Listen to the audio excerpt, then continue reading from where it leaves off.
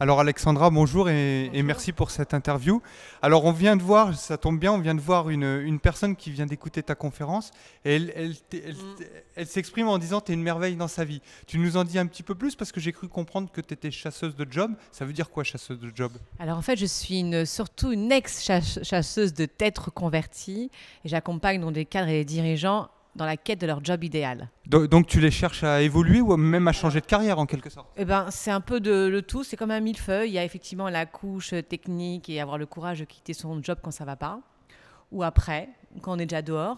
Et puis effectivement, après, toutes les techniques de cabinet pour trouver ce job et définir ce job idéal. Donc c'est aussi se trouver à travers son travail. Et c'est surtout ce gros travail-là que je fais sur la partie développement personnel qui est effectivement se connecter à qui on est pour faire un job qui nous épanouit, où on se sent bien, où on s'éclate et où finalement on est content d'aller bosser le lundi matin. Ce qui n'est pas le cas de pas mal de gens en fait.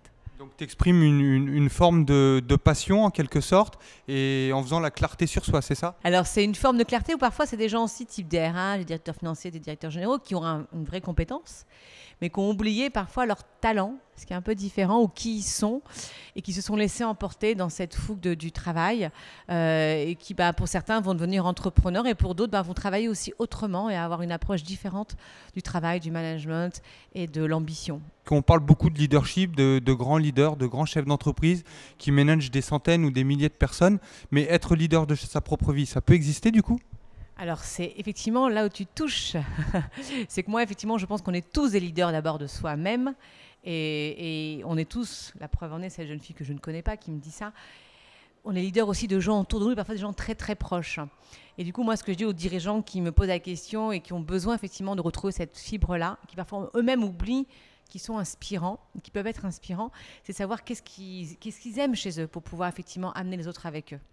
Et malheureusement, souvent, ils l'oublient eux-mêmes. Voilà. Donc, ils font juste des petites recettes, mais ils oublient qui ils sont. Alors effectivement, on oublie souvent qui on est parce qu'on se laisse prendre dans l'engrenage, que ce soit dans l'engrenage professionnel, dans l'engrenage familial, dans l'engrenage social. Tu as des petites clés, tu as des petites pistes, des petites recettes pour se recentrer sur soi justement, ou des approches ou des activités sportives particulières? Alors, évidemment que je vais donner des petites recettes, mais on va revenir toujours à la même chose, qui est le meilleur moyen de se connecter. Moi, je sais que j'ai fait un énorme travail sur moi pour faire tout ce chemin-là aussi. Et moi, j'adore un outil qui est l'hypnose, la méditation. Donc, ce sont deux outils incroyables pour effectivement se connecter et avoir ce petit moment avec soi-même. Et puis après, moi, je cours beaucoup. Alors, je cours dans les deux sens du terme. Je cours beaucoup et je cours. Et ça me permet effectivement de déconnecter aussi, d'arriver à ces moments de pause. Et puis, je crois que c'est chacun doit trouver, en fait, j'ai pas vraiment, chacun doit trouver ce qui lui convient. Je ne crois pas qu'il y ait de recette miracle. Il y en a qui vont me dire la méditation, ça ne leur parle pas, d'autres l'hypnose, ça ne leur parle pas, donc courir, c'est pas leur truc. Mais je trouvais sa propre recette, mais en tout cas, c'est vraiment important de trouver ce moment pour soi. Et puis après, dans les clés, effectivement, c'est surtout bien s'entourer. Alors, je l'ai dit, c'est le fameux vous, être bien entouré. Et puis se dire que parfois, c'est des gens qui sont très, très proches de soi, qu'il faut cajoler, dire qu'on les aime. Et puis, voilà, laisser les gens venir et laisser le flot. Voilà, c'est ça que je donnerais comme clé.